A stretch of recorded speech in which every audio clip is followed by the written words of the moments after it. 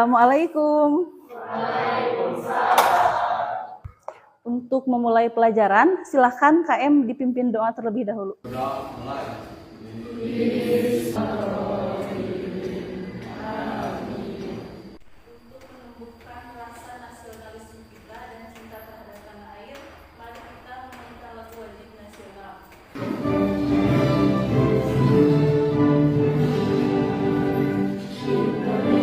Indonesia Raya. Silahkan duduk kembali. Sebelum memulai pelajaran, Ibu ingin tahu bagaimana sih perasaan kalian pada hari ini? Untuk mengetahui jawabannya, silahkan kalian isi link pada Gmboard yang sudah Ibu berikan. 1 menit cukup ya untuk mengisi dengan emoji perasaan kalian pada hari ini. Yang sedang happy atau yang sedang bahagia, jangan lupa bersyukur kalau udah. Kemudian untuk kehadiran KM yang hadir, yang tidak hadir pada hari ini siapa saja? Andi kenapa? Sakit. Kalau Linda? Izin. Yang sedang sakit mari kita doakan semoga lekas sembuh. Kemudian yang izin semoga urusannya dipermudah dan dilancarkan. Amin ya Allah ya Rabbal alamin. Silahkan kalian kerjakan dulu soal pretest yang Ibu berikan. Ibu sudah share linknya ya.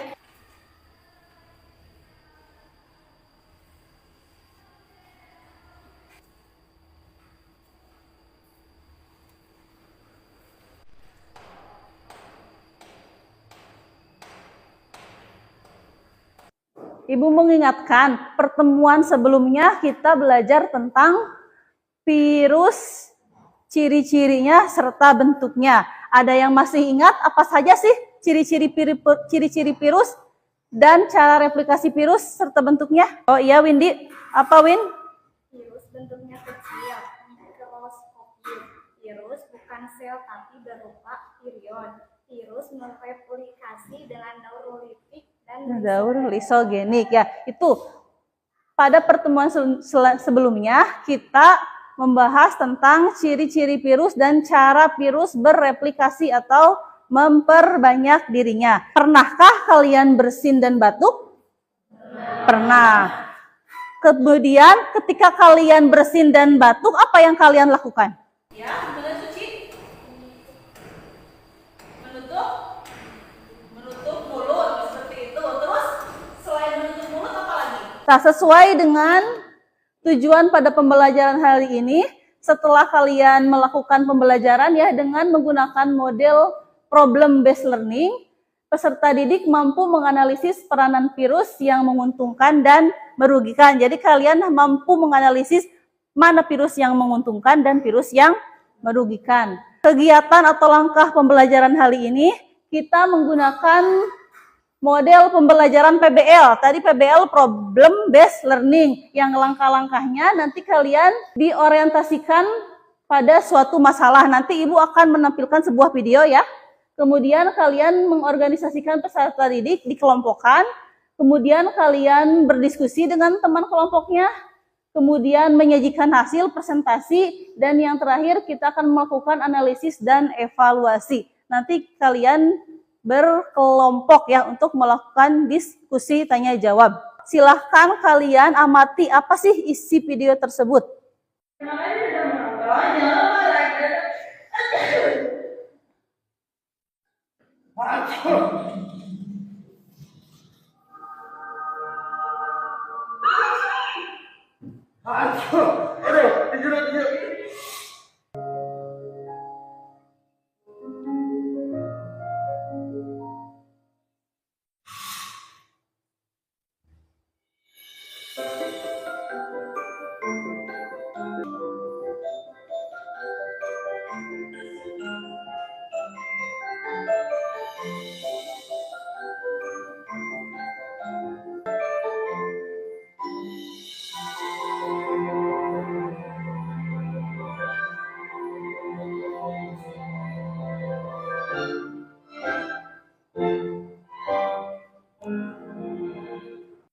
Oke, sudah. Silahkan kalian analisis hal apa saja yang kalian temukan pada video tersebut. Ibu beri waktu ya. Yang sudah dapat hasil analisisnya, silahkan tulis di buku catatan masing-masing.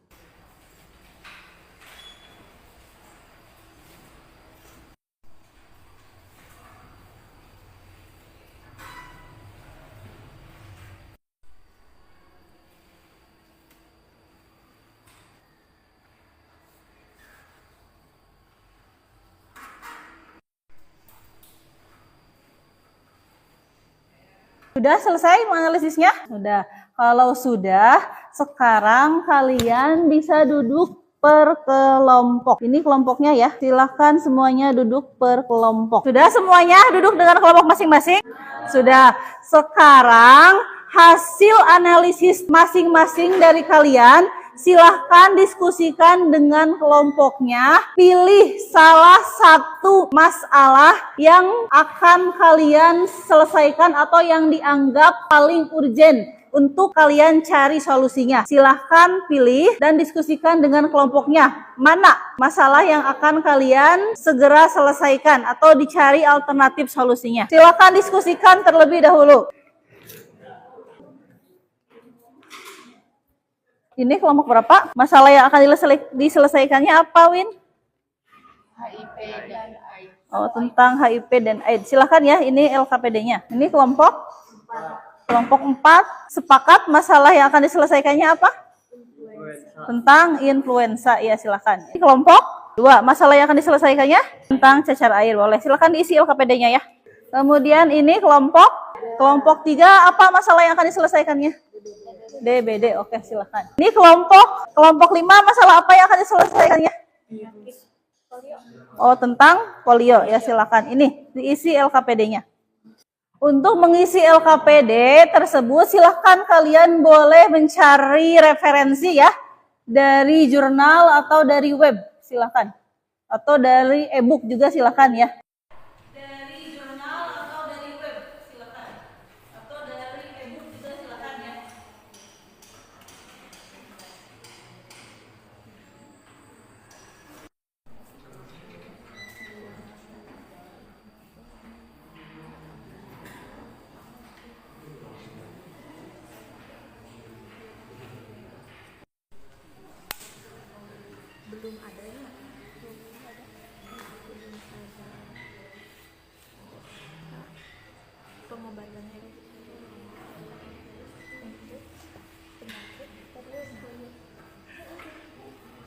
Ini tentang HIV dan virus ya. Bagaimana? HIV itu virus atau penyakit sih? Virus. Kalau penyakitnya apa? AIDS. Ya. Jadi virusnya itu HIV ya. Kalau penyakitnya namanya AIDS. Ini peranan virus tersebut. Bagaimana peranan virus cacar air? Virus cacar air kira-kira merugikan atau menguntungkan? Kalau merugikan, bagaimana kerugiannya? Misalkan menyebabkan penyakit. Nah, penyakit, ciri-ciri dari penyakit tersebut bagaimana? Silakan di sini dituliskan. Tentang apa? Penyakit DBD. Tentang penyakit DBD. Kira-kira penyakit DBD itu muncul gejalanya berapa lama sih setelah terinfeksi? Jadi muncul terasa gejalanya bangsa apa? Gejala DBD apa saja gejalanya? Demam tinggi dari otot dan sendi. Nah, gejala tersebut kira-kira munculnya berapa hari setelah si orang tersebut terinfeksi virusnya? 4 hingga 10 hari. Ya, sok. Cacar air, apa sih virus yang menyebabkannya? Varicella zoster. Kemudian ciri-ciri orang atau gejala orang terkena cacar air apa saja? Awalan hari pertama, hari kedua yaitu demam, mual, lapar berlebihan. Untuk di hari kelima muncul benjolan seperti bintik-bintik ya. Berarti cairan jalannya. Jadi ketinggal bintik-bintik di kulitnya seperti itu ya. Gejala yang paling dominan terlihatnya. Ya. Sok, silakan lanjutkan kembali diskusinya. 5 tentang polio. Kira-kira gejala dari polio apa saja sih? Sebenarnya banyak, tapi ada 2 jenis. Penyakit itu polio non paralisis sama polio paralisis. Kalau polio non paralisis itu tidak menyebabkan kelumpuhan, kalau polio paralisis itu menyebabkan kelumpuhan. Ya. Silakan lanjutkan kembali diskusinya. Ada yang ditanya? Sudah? Ya, persiapkan untuk presentasi kalau sudah ya. Untuk daftar pustaka, lihat alamat, tulis link alamat web yang kalian kunjungi tadi untuk mencari referensi. Mana misalkan coba lihat. Tadi Ayu Paujan ini diambil dari link apa? Dari web mana? Tulis judulnya. Biasanya sok ada nama pengarangnya, judul, tahun terbitnya. Kalau sudah, persiapkan untuk presentasi. Mau berurutan sesuai kelompok atau mau yang Di sini kami menganalisis tentang virus HIV dan AIDS. HIV adalah virus yang menyerang kekebalan tubuh yang dapat melemahkan kemampuan tubuh melawan infeksi penyakit. Berhubungan intim. Yang kedua, hindari berhubungan intim dengan lebih dari satu pasangan. Yang ketiga, bersunat untuk mengurangi resiko infeksi HIV. Cara pengobatan HIV atau AIDS. Sebenarnya penyakit ini tidak ada pengobatan khusus karena jadi kesimpulannya HIV itu virus, AIDS itu penyakitnya. Jadi HIV sama AIDS itu berbeda. Sekian dari saya. Assalamualaikum warahmatullahi wabarakatuh. Sekian presentasi dari kami. Jika ada yang ditanyakan, Assalamualaikum warahmatullahi wabarakatuh. Perkenalkan, nama saya Lia, pernah belajar kelompok 2. Ingin bertanya, apakah AIDS bisa disembuhkan? Sekian. Wassalamualaikum warahmatullahi wabarakatuh.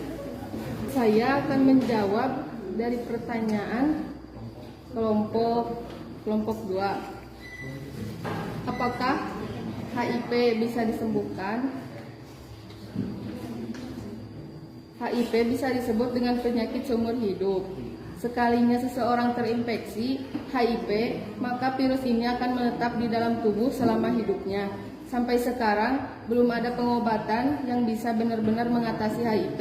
Meski bisa diobati, tapi pengidapnya tak akan pernah sembuh. Tetapi ada jenis obat disebut antiretroviral yang bisa meredakan penyakit tersebut. Sekian dari saya. Wassalamualaikum warahmatullahi wabarakatuh. Waalaikumsalam warahmatullahi wabarakatuh. Tepuk tangan ya. sekian presentasi dari kelompok kami. Mohon maaf bila ada kekurangan. Wassalamualaikum warahmatullahi wabarakatuh. Waalaikumsalam. Tanpa diprediksi ternyata kelompok 1 sudah membuat desain yang begitu inovatif ya untuk tampilan presentasinya. Silakan selanjutnya kelompok lagi. Bismillahirrahmanirrahim. Assalamualaikum warahmatullahi wabarakatuh.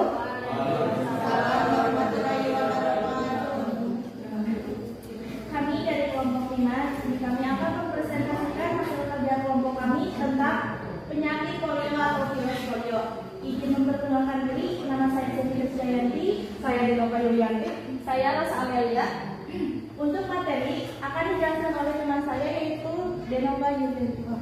Polio adalah penyakit saraf yang dapat menyebabkan kelumpuhan permanen.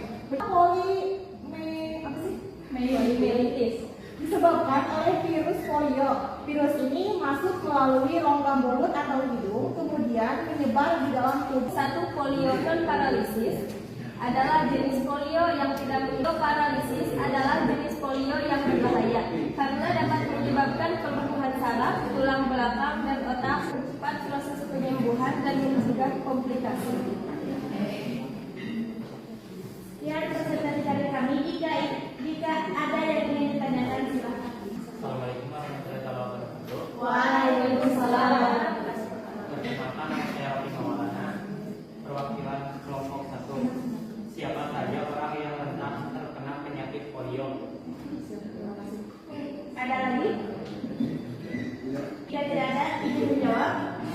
Jadi orang yang terkena penyakit polio itu biasanya di umur 5 tahun ke bawah. Soalnya umur 5 sampai 5 tahun ke bawah itu rentan dengan kayak imunisasi, harus ada kewajiban imunisasi. Jadi dari umur itu bisa jadi di umur 5 ke bawah ini rentan ya. Di umur 5 kalau tidak ada yang mau ditanyakan lagi, dan mungkin sekian presentasi dari kami. Mohon maaf kalau ada kesalahan. Sebelum saya tutup, izin pamit dulu Ibu. Tidak kesepian tanpa kasih, cukup sekian dan terima kasih. Assalamualaikum warahmatullahi wabarakatuh. Waalaikumsalam warahmatullahi wabarakatuh. Dirinya kami di sini akan mempresentasikan hasil kerja kelompok kami tentang cacar air. Sebelum ke materi, izin memperkenalkan diri. Perkenalkan, nama saya Sri Rahayu. Perkenalkan, nama saya Lia. Perkenalkan, saya Fauzan. Sebelum akan dibacakan oleh saudara Fauzan. Cacar air disebabkan oleh virus varicella zoster. Cara penyebaran virus ini yaitu penularannya melalui droplet lendir. Cacar air ini bisa sembuh sendiri dengan kurun waktu selama 2 minggu, tapi yang bisa juga dengan cara vaksin. Untuk pencegahannya bisa juga dengan menjaga jarak dari lentik cacar atau memakai masker. Terima kasih. Sekian pemaparan presentasi dari saya. Sekian presentasi dari kelompok kami.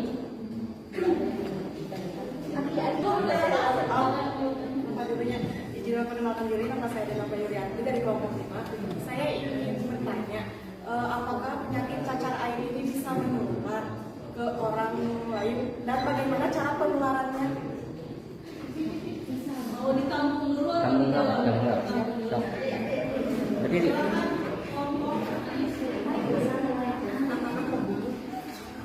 Assalamualaikum warahmatullahi wabarakatuh. Waalaikumsalam. Nama saya Disa Septriana, saya dari kelompok 3. Izin menyampaikan pertanyaan. Bagaimana cara menyembuhkan cacar air? Assalamualaikum warahmatullahi wabarakatuh. Izin menjawab pertanyaan yang pertama. Jadi cacar air bisa menular. Dan cara penularannya pertama melalui kontak fisik langsung ke ya. Kedua bisa melalui droplet lendir seperti batu, bersin. Bisa juga melalui benda yang sudah Terkontaminasi. Seperti misal kita meminjamkan handuk yang sudah terkena cacar air, itu bisa jadi.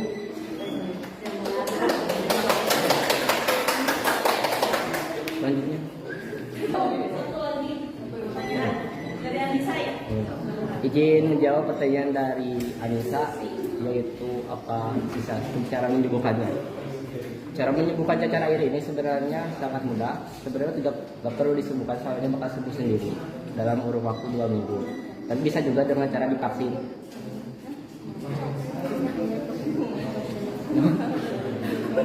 Kan? Enggak. Ada seperti itu cara penyembuhannya dengan mudah. Jadi kudu ngatusan 2 minggu itu. Mudah.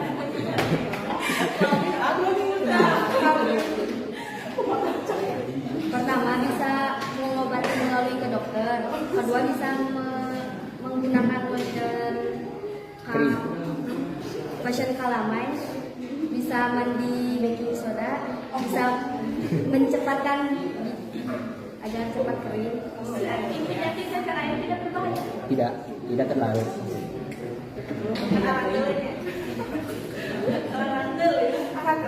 Cuma gatal sama lelah berlebihan. Cukup.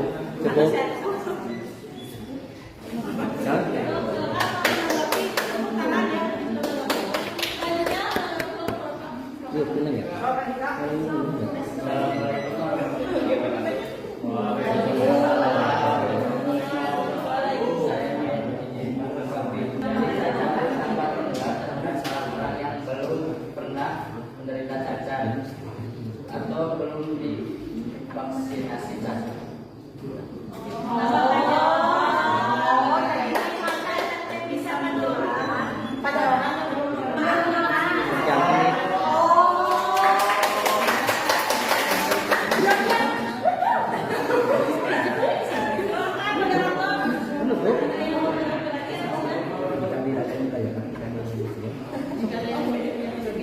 Silakan.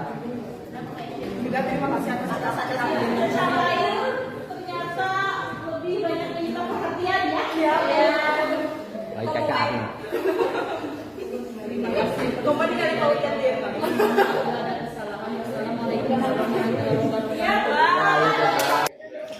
Oke, dari tadi hasil presentasi tentang cacar, kemudian AIDS, kemudian apa lagi?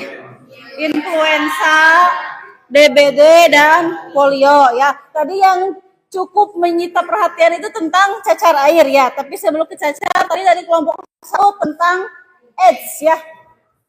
AIDS, sebenarnya AIDS itu penyakit atau virusnya? Penyakitnya. Kalau virusnya HIV. Ada yang tahu singkatan dari HIV? Apa? Ya, human immune deficiency virus. Virus ya kalau bahasa Inggrisnya. Kemudian kalau AIDS syndrome. Jadi sebenarnya kita kadang salah mengartikan ya, yang penyakitnya itu AIDS adalah HIV-nya. Kemudian tadi apakah HIV atau AIDS bisa disembuhkan? Tidak. Kenapa? Tadi kelompok 1 berkata tidak disembuhkan. Karena apa? Karena tadi sesuai kelompok 1 virus HIV itu yang diserangnya adalah kekebalan tubuh. Ketika kekebalan tubuh kita terkena, otomatis ya semakin hari imun kita sendiri kan yang diserang. Jadi kita tidak bisa menyembuhkan secara total tapi bisa mencegahnya. Kemudian tadi cacar air. Apakah cacar air misalkan katanya ada mitos yang mengatakan orang yang sudah terkena cacar air 1 kali tidak akan terkena cacar air lagi. Apakah mitos tersebut benar atau salah? Bisa wae, kumaha? Bisa lagi, timbul lagi, tergantung dari pola hidup kita ya. Jadi orang yang terkena cacar air tidak menutup kemungkinan terkena lagi. Jadi mun papatah sepuh mah cenah lamun tos terkena cacar sakali mah moal deui, ternyata itu mitos ya. Makanya bisa kembali kita terjangkit cacar air untuk yang kedua kalinya.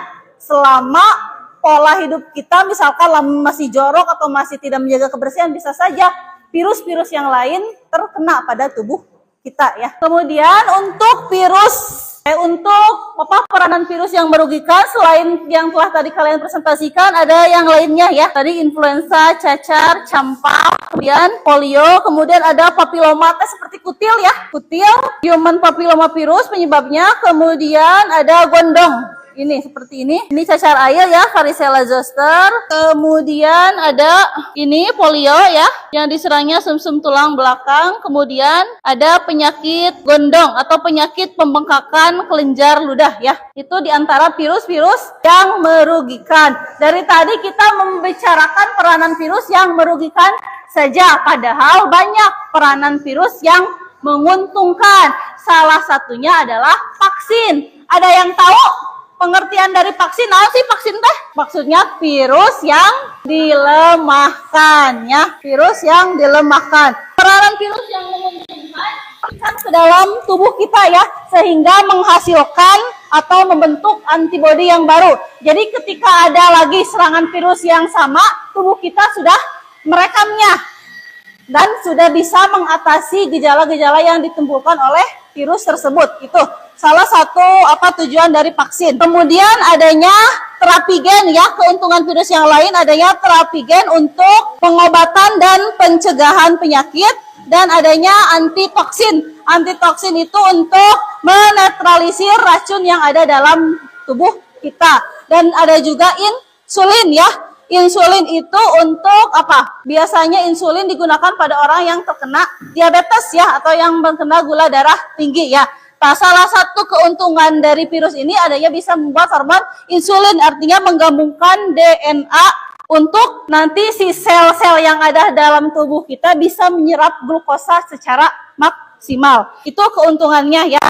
Bagaimana cara pencegahan dan pengobatan infeksi virus? Dapat dilakukan dengan dua cara, yakni pemberian vaksin dan penerapan pola hidup sehat. Tadi kan vaksin memasukkan virus yang didalam ke dalam tubuh kita. Kemudian ada penerapan pola hidup sehat. Ada yang tahu apa saja sih penerapan pola hidup sehat itu? Oke, silakan bagaimana Ocha? Mengonsumsi makanan bergizi dengan porsi seimbang, mengelola stres, air putih minimal 2 liter sehari, terus rajin berolahraga. Pola hidup sehat tadi yang disebutkan oleh Ocha adalah berpikir positif, kemudian rajin berolahraga dan makan makanan yang bergizi. Itu diantara pola hidup sehat yang harus kita terapkan. Kemudian tadi selain pada manusia ya, ternyata virus juga ada yang merugikan bagi tumbuhan dan hewan.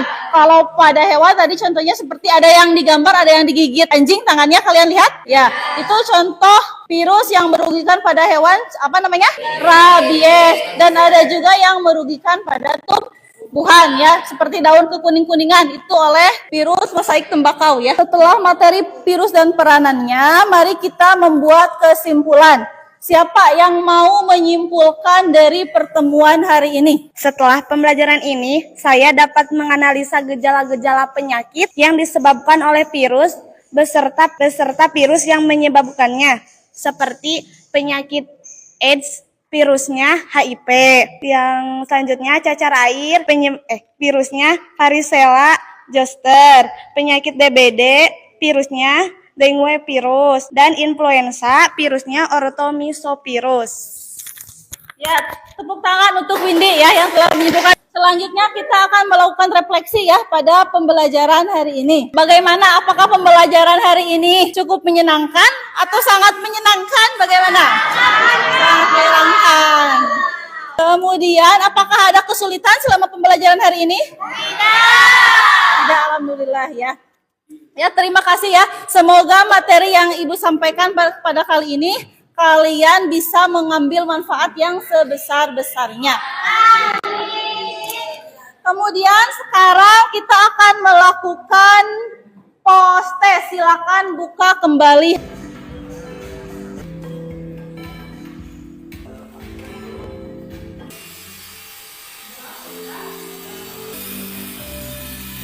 Ya, tepuk tangan untuk Bella, Lia, dan Gina ya. Sebagai juara 1, 2, dan 3 pada kuis hari ini. Selanjutnya untuk LKPD yang telah tadi kalian isi bisa dikumpulkan ya. Dan untuk pertemuan selanjutnya silakan kerjakan tugas dari Ibu. Baca kembali mengenai materi pertemuan yang akan datang ya. Baca terlebih dahulu. Apa sih pertemuan yang akan datang tentang perubahan lingkungan ya. Alhamdulillah ya, pelajaran pada hari ini telah kita selesaikan. Semoga ada manfaatnya. Untuk menutup pembelajaran pada hari ini, silahkan KM untuk pimpin berdoa terlebih dahulu.